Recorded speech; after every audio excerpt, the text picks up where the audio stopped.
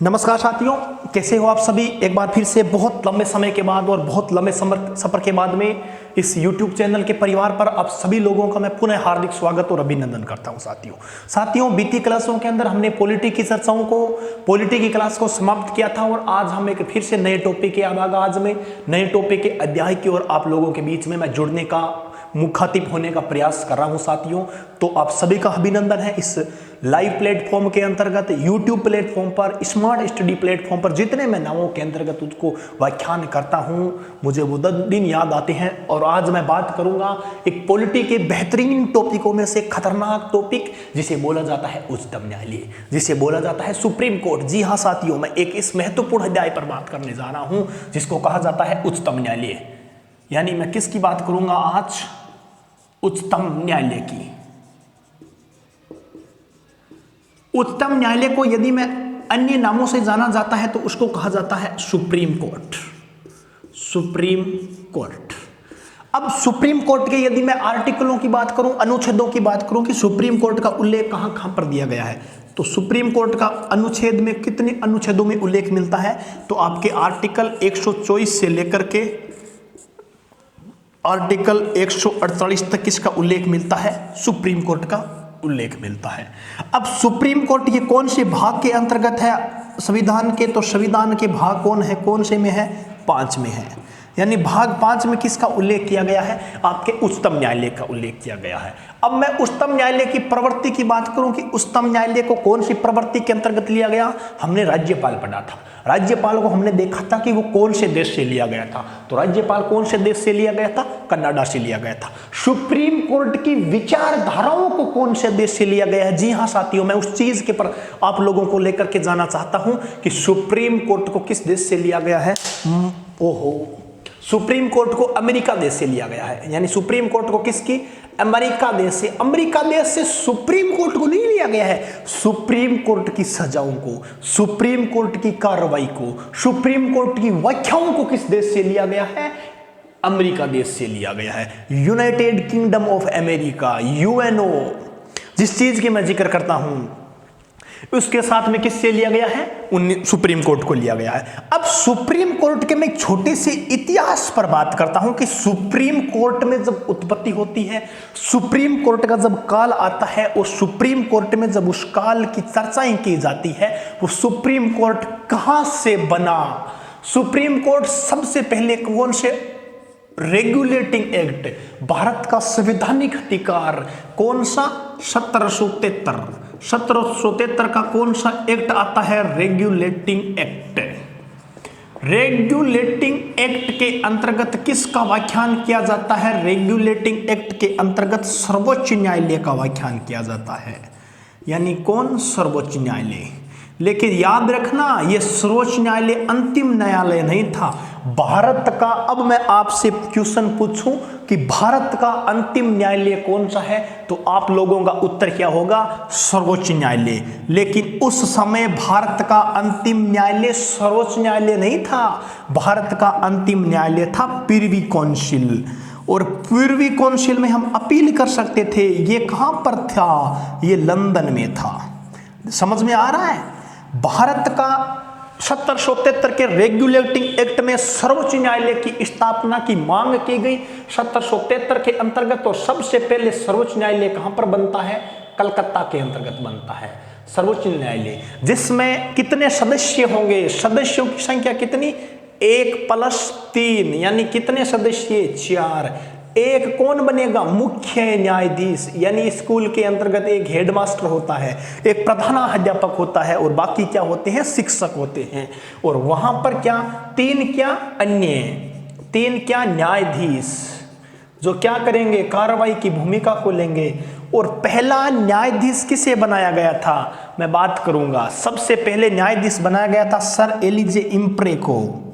Sir Elijah इम्प्रे प्रथम मुख्य न्यायाधीश, सर एलिजा इम्प्रे 1773 के रेगुलेटिंग एक्ट के तहत। अब मेरी बात सुनना, सर्वोच्च न्यायालय का इतिहास की हम बात करते हैं कि भारत में सर्वोच्च न्यायालय की स्थापना किस प्रकार होती है, तो सर्वोच्च न्यायालय की स्थापना 1773 के रेगुलेटिंग एक्ट के अंतर्गत किसकी स्थापना होती है, सर्वोच्च न्यायालय की। वर्तमान समय के अंतर्गत भारत की स्थिति में किस प्रकार का विस्तार किया गया, वर्तमान समय के अंतर्गत यदि हम किसी भी कोर्ट के लिए जाते हैं तो सबसे पहले हम अपनी मांग कहां करते हैं, हाई कोर्ट के अंतर्गत करते हैं। वहां पर हमारा केस हम हार जाते हैं तो हम कहां पर मांग करते हैं, सर्वोच्च न्यायालय के अंतर्गत। वहां पर जो निर्णय दिया जाता है वो निर्णय क्या होता है, आपका सही निर्णय होता है, आपका अंतिम फैसला होता है। उसके बाद में आप दूसरी जगह मांग नहीं कर सकते। लेकिन सर्वोच्च न्यायालय 1773 का रेगुलेटिंग एक्ट, उसके अंतर्गत सर्वोच्च न्यायालय ये क्या नहीं था, अंतिम न्यायालय नहीं था।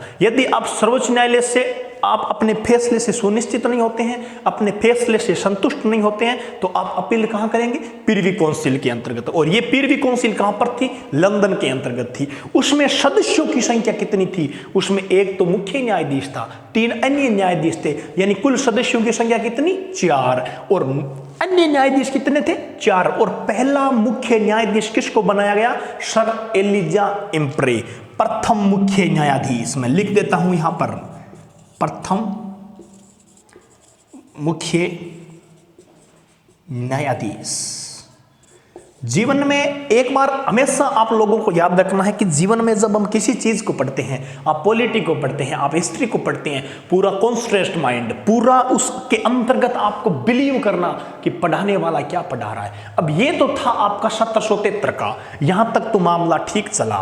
उसके बाद में आता है आपका 1935 भारत शासन अधिनियम। जी हाँ साथियों, एक और अधिनियम की मैं बात यहां पर कर रहा हूं। सर्वोच्च न्यायालय के संबंध में एक और अधिनियम आता है और उस अधिनियम का नाम था 1935 का भारत शासन अधिनियम। भारत शासन अधिनियम।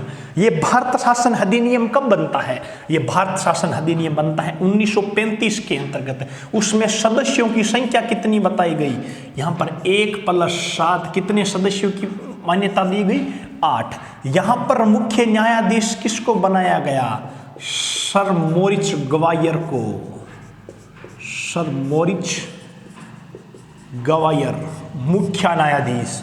ये 7 क्या थे, ये 7 अन्य न्यायाधीश थे। ये एक क्या था, मुख्य न्यायाधीश था। ये अंतिम न्यायालय नहीं था, बिल्कुल अंतिम न्यायालय नहीं था। यहां पर भी अंतिम न्यायालय नहीं था। अपील कहां पर की जा सकती थी, अपील की जा सकती थी आपके प्रिवी काउंसिल। और ये प्रिवी काउंसिल कहां पर है, लंदन के अंतर्गत है। यानी जो यहां पर दिया गया है सेम ही उसमें अंतर्गत दिया गया कि सुप्रीम कोर्ट की स्थापना पुनर्गठन 1935 के भारत शासन अधिनियम के अंतर्गत किया गया। यहां पर कुल सदस्यों की संख्या कितनी बताई गई थी, तो सदस्यों की संख्या आपके 7 बताई गई थी। उसके अंतर्गत भी एक बात हमेशा याद रखना, यह अंतिम न्यायालय नहीं था। उसके अंतर्गत भी आप अपील कहां कर सकते थे, तो प्रिवी काउंसिल लंदन के अंतर्गत आपकी अपील की जा सकती थी और मुख्य न्यायाधीश सर मोरिच गवायर को बनाया गया था। यह तो था आपका सुप्रीम कोर्ट का पहले का इतिहास। अब हम बात करते हैं सुप्रीम कोर्ट के वर्तमान इतिहास के बारे में। और सुप्रीम कोर्ट के वर्तमान इतिहास की चर्चाएं करेंगे तो बहुत से फैक्ट आप लोगों के बीच में जुड़कर रहेंगे। जी हाँ साथियों, बहुत से फैक्ट आपके बीच में, आपको नई नई ज्ञान की, नई शौर्य की, नई विचारधाराओं की सुप्रीम कोर्ट के प्रत्येक क्षण की उपस्थिति होगी, जिसका मैं आप लोगों के बीच में जिक्र करने जा रहा हूं। तो इंतजार की घड़ियां खत्म होने जा रही है आपकी, और मैं पढ़ाने जा रहा हूं आपको सुप्रीम कोर्ट का 1950 का एक नया अध्याय। उस अध्याय में बहुत सी बातें आप लोगों के बीच में मैं रखने जा रहा हूं। तो इंतजार केवल इतना ही था, अब मैं आपको पढ़ाने जा रहा हूं। सुप्रीम कोर्ट 1950 के बारे में, जहां पर कितने सदस्यों को जोड़ा गया था, कितने सदस्यों को मनोनीत किया गया था, किस प्रकार से।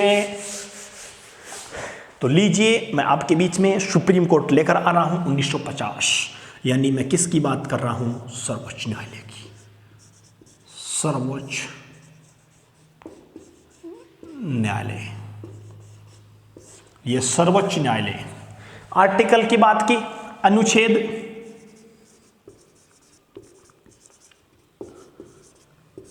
अनुच्छेद 124 से 447 भाग 5। समझ में आ रहा है? समझाएंगे। सबसे पहले सर्वोच्च न्यायालय की, भारत में सर्वोच्च न्यायालय का स्थापना कब की गई? भारत में स्थापना 28 जनवरी 1950 को MC शीतलवाड़ के द्वारा,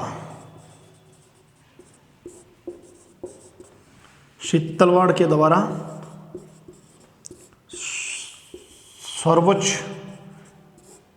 न्यायालय की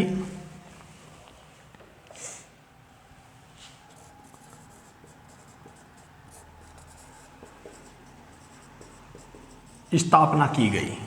जी हाँ, सर्वोच्च न्यायालय की स्थापना कब की गई? आपके 28 जनवरी 1950 को सर्वोच्च न्यायालय की स्थापना की गई थी। अब आपके बीच में सर्वोच्च न्यायालय से संबंधित आपके सबसे पहला आर्टिकल मैं यहां पर पढ़ाने जा रहा हूं आपको, आर्टिकल 1।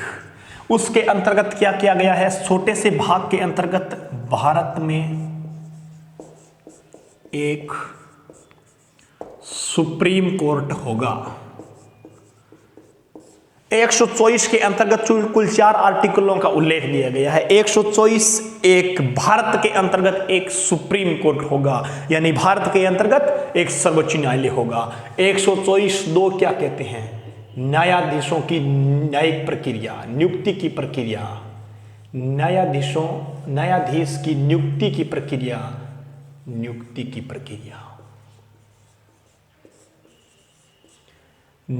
प्रक्रिया, 124(2) में ये आ गया। अब आता है आपके 124(3). इसके अंतर्गत क्या बताया गया है? न्यायाधीश की योग्यता। 124(4) न्यायाधीश को हटाना। जी हाँ साथियों, मैं तो एक ही बात कहने जा रहा हूं आप लोगों के बीच में। सबसे पहले मैं किसकी बात करता हूं? आर्टिकल 124(1) भारत में एक सर्वोच्च न्यायालय होगा। सबसे पहले आर्टिकल कितने? 4। 124 के अंतर्गत कितने आर्टिकलों का उल्लेख किया गया? 4 आर्टिकलों का उल्लेख किया गया। सबसे पहला आर्टिकल क्या बोलता? कि भारत में एक सर्वोच्च न्यायालय होगा। दूसरा, सर्वोच्च न्यायालय में न्यायाधीशों के संबंध में नियुक्ति की क्या प्रक्रिया दी गई है। नियुक्ति की प्रक्रियाओं को हम ध्यान से पढ़ेंगे। उसके बाद में आपके सर्वोच्च न्यायालय में न्यायाधीशों की योग्यताएं कितनी होनी चाहिए। और चौथा ऑप्शन, न्यायाधीशों को हम हटा भी सकते हैं। देखिए, सुप्रीम कोर्ट में होगा तो होगा, उसमें कोई कहना नहीं है। दूसरा क्या आता है? न्यायाधीशों की नियुक्ति की प्रक्रिया, कि आप न्यायाधीशों की नियुक्ति की प्रक्रिया को किस प्रकार से करेंगे। न्यायाधीशों की नियुक्ति किस प्रकार से होगी? तो न्यायाधीशों की नियुक्ति किस प्रकार से होगी? कॉलेजियम पद्धति के द्वारा। यानी आपके कॉलेजियम में कितने सदस्यों को जोड़ा गया था? कॉलेजियम में कुल कितने सदस्य थे? आपके 4 सदस्य थे। ये 4 सदस्य कौन कौन थे? एक तो आपके सर्वोच्च न्यायालय का मुख्य न्यायाधीश, सर्वोच्च न्यायालय का मुख्य न्यायाधीश, और 3 आपके सर्वोच्च न्यायालय के अन्य न्यायाधीश। अब योग्यताओं के अंतर्गत सबसे पहली योग्यता, वह भारत का नागरिक होना चाहिए। आयु 35 वर्ष होनी चाहिए। 5 साल तक अपने निजी हाई कोर्ट के अंतर्गत न्यायाधीश रह चुका हो। और तीसरी योग्यता, वह किसी भी हाई कोर्ट के अंतर्गत 10 वर्षों तक अधिवक्ता के रूप में कार्य कर चुका हो। और चौथी योग्यता, राष्ट्रपति की नजर में परंपरागत रूप से कानूनों का जानकार हो, कानूनों की विधि का जानकार हो। लेकिन ध्यान रखना, अभी तक चौथी योग्यता से किसी भी को भी न्यायाधीश नहीं बनाया गया है। योग्यताओं में कितनी योग्यताएं, मैं यहां पर लिख रहा हूं योग्यताओं को। योग्यता 3 नंबर। 3 के अंतर्गत सबसे पहली योग्यता, भारत का नागरिक हो, यानी भारत का नागरिक होना जरूरी है। दूसरी योग्यता, हाई कोर्ट में 5 वर्ष तक न्यायाधीश रह चुका हो। नंबर 3, हाई कोर्ट में 10 वर्ष तक अधिवक्ता रह चुका हो। और चौथी,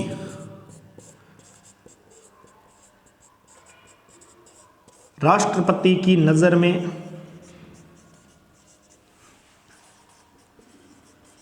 कानून का जानकार। इसमें अभी तक कोई नहीं बना, अभी तक कोई नहीं। यानी राष्ट्रपति की नजर में कोई कानूनों का जानकार हो, अभी तक ऐसा कोई भी न्यायाधीश नहीं बना है। आपने आर्टिकल 24 को बड़े ध्यान से पढ़ा है। मैंने आर्टिकल 24 में एक बात और बताई थी आपको हटाने की, और यदि मैं यहां पर बोलूं कि आप सुप्रीम कोर्ट में यदि हटाते हैं तो आप हाई कोर्ट में भी हटा सकते हैं क्या? तो बिल्कुल हटा सकते हैं। हाई कोर्ट में आप आर्टिकल 217 के अंतर्गत सर्वोच्च न्यायालय, हाई कोर्ट में, सर्वोच्च न्यायालय में आर्टिकल 224(4) में आप हटाते हैं, लेकिन हाई कोर्ट में आप 217 के भाग 1 में आप हाई कोर्ट के न्यायाधीशों को हटाने की योग्यता रखते हैं। योग्यता में सेम वही है कि वह पागल नहीं होना चाहिए, वह दिवालिया हो जाता है, या वो किसी भी कानून के बारे में गलत व्यवहार कर रहा है, उस स्थिति में हम हटा सकते हैं। लेकिन एक बात याद रखना, सुप्रीम कोर्ट के न्यायाधीशों पर कभी महाभियोग नहीं लाया जा सकता। महाभियोग राष्ट्रपति उपराष्ट्रपति पर लाया जा सकता है। अब ये तो थी आपकी प्रक्रिया आर्टिकल 124 के अंतर्गत। उसके बाद में मैंने आर्टिकल 124 में आर्टिकल 147 तक हम उल्लेख करने जा रहे हैं। उसमें भाग आपका 5 है। स्थापना 28 जनवरी 1950 को MC शीतलवाड़ के द्वारा की गई, और आर्टिकल आपके बीच में 124 को मैंने पूर्ण रूप से आपके बीच में साझा करने की कोशिश की।